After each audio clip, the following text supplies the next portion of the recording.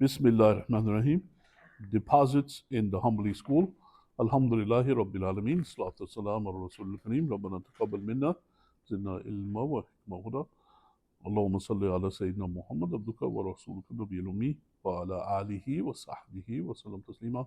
أعوذ بالله من شرور أنفسنا ومن سيئات أعمالنا اللهم آت نفوسنا تقواها وزكها أنت خير من زكاها أنت وليها ومولاها اللهم ارحم شيوخنا.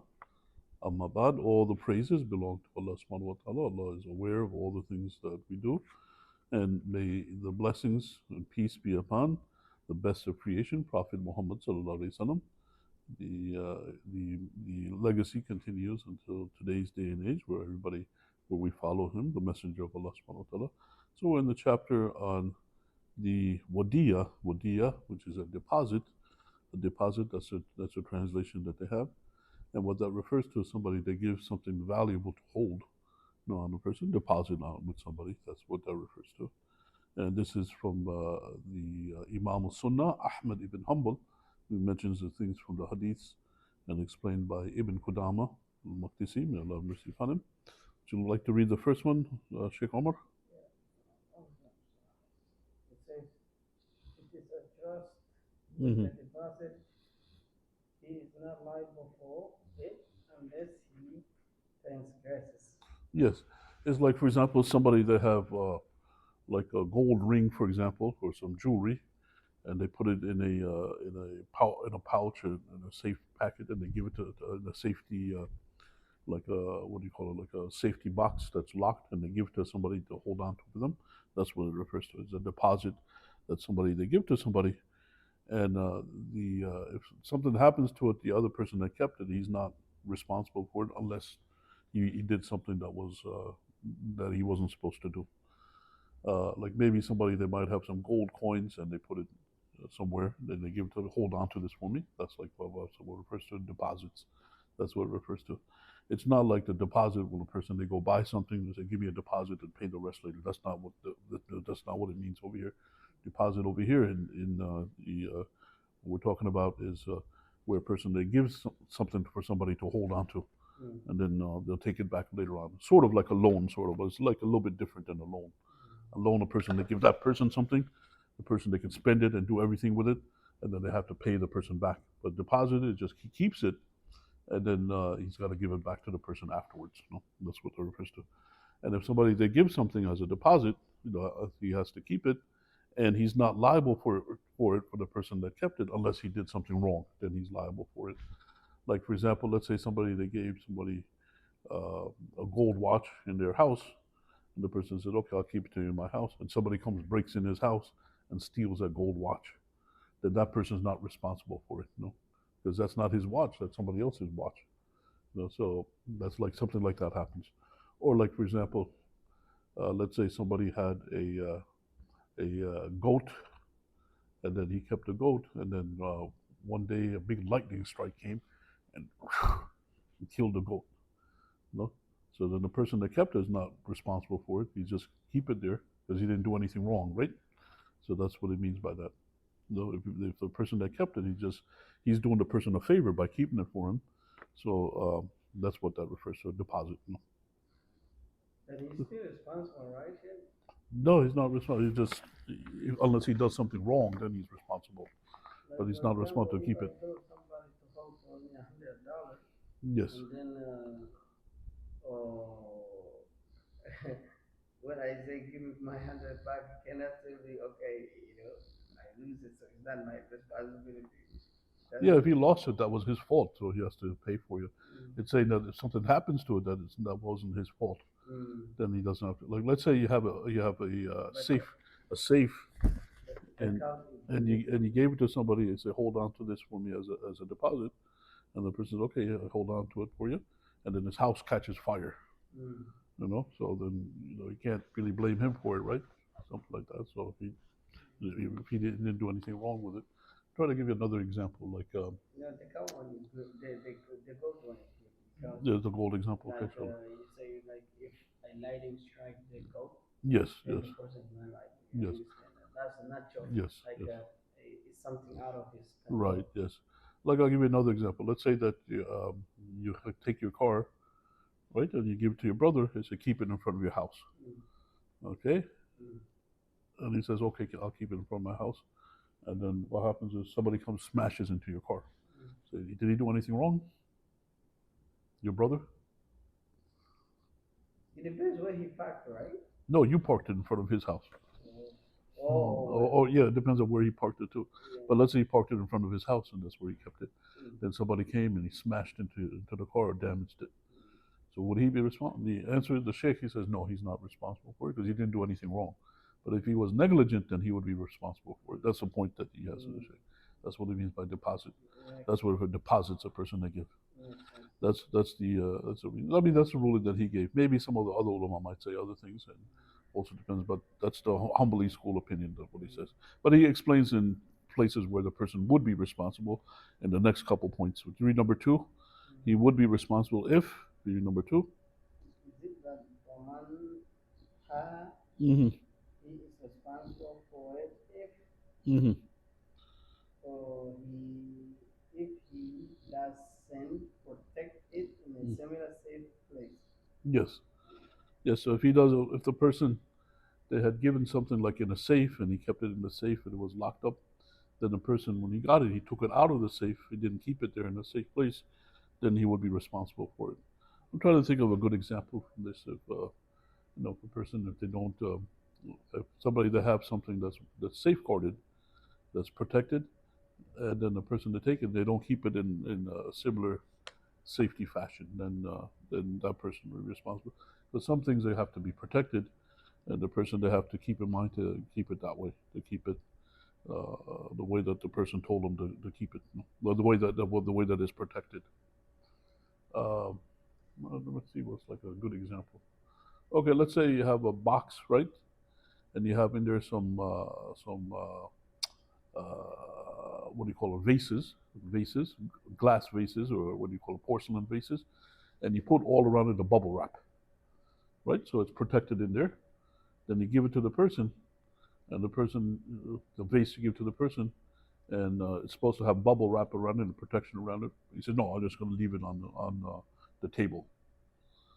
And then what happens? It's not kept the same protected way. So then, if it breaks, then he'll be responsible for it because he's supposed to keep it was in the bubble wrap and the things like that in the safe. So maybe like that's a good example for it. So if he didn't keep it in a safe way, similar to in a safe place where it's supposed to be in a safe place. Or like another example, let's say a person they had you gave somebody a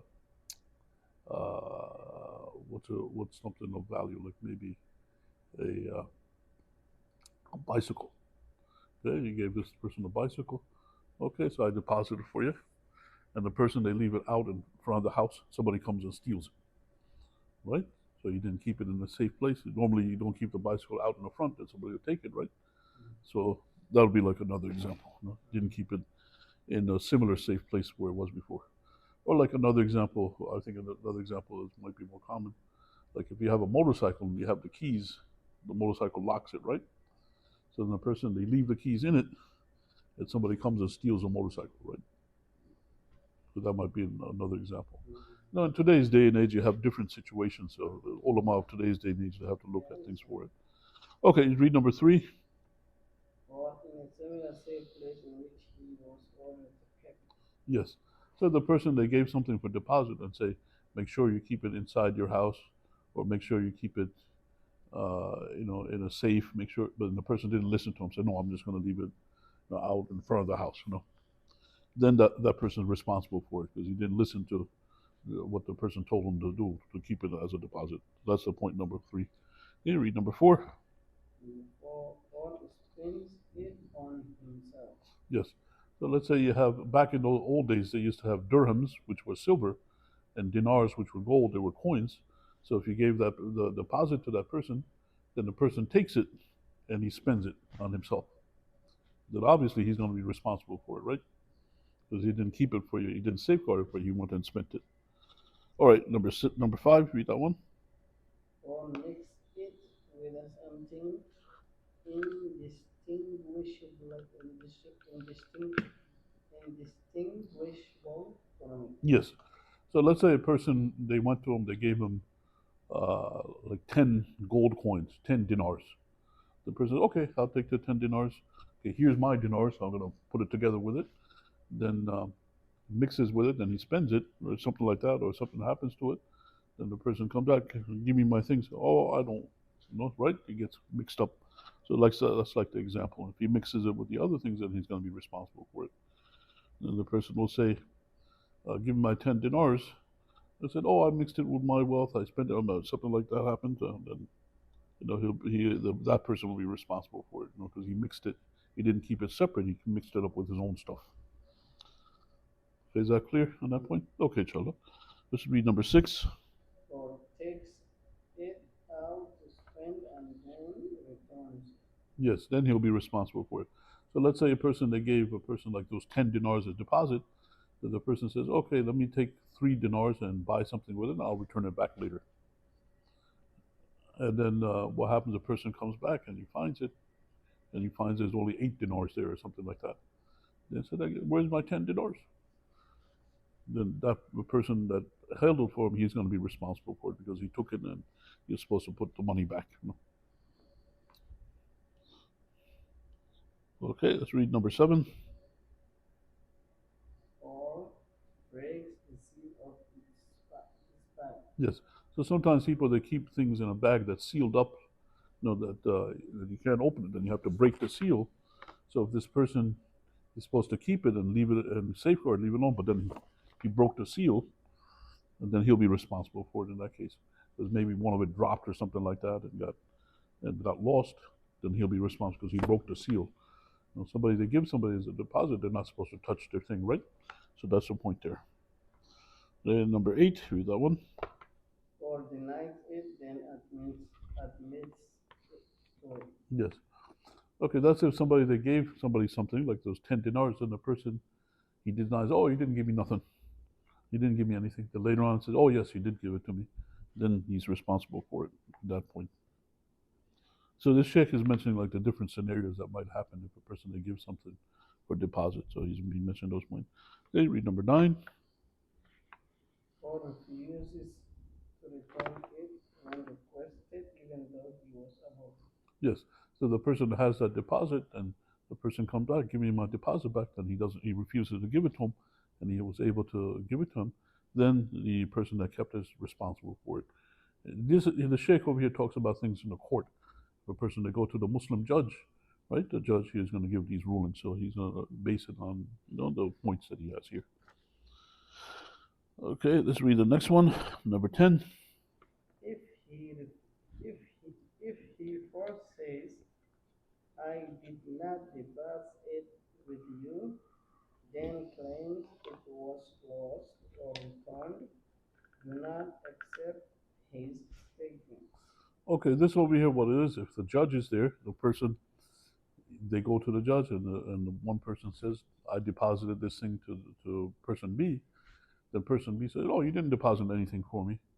And then the judge, then later on, they keep talking, and then the person claims that it was lost or stolen. He got a deposit, but I lost it. No? Or he says, oh, I gave it back to him. And so first he says, I didn't get anything from him. Then he says, I lost it. Or then he says, oh, I already gave it back to him. Then what happens? That's not accepted from him, because that person's lying. Because he said right from the beginning he didn't get deposit anything. Then afterwards he said, oh, I gave this deposit back to him, or I lost it. That means he did take something, right? So that indicates that person is not a truthful person. Okay, number 11. If he says, I have something with me, then claims it was returned or lost, accept it. Yes, so that's the point. If the person says, yes, he deposited something with me, but it got lost, he says, or somebody stole it, then you accept his statement because he didn't say anything that's a lie, The previous one, the person says at first, oh, he didn't deposit anything with me. So right from the beginning, he's a liar. The second one, the person is truthful because he said, yes, he did deposit something for me, but I lost it. Or somebody stole it. Then you accept his statement. Okay. And again, it goes back to the previous point. If the person lost it and he was negligent in losing it, and he was at fault, then he's responsible to pay for the deposit. But if somebody stole it, then that's also the question arises: was he negligent or was he at fault? So that's the point to keep in mind. Okay, so lead the last one, number 11. Borrower of the loan is liable if the borrower was negligent. Yes, that's the main point. So somebody they loan somebody some money or something to borrow, then that person has to give it back. But if that person did something wrong, then he's responsible for the item that he kept.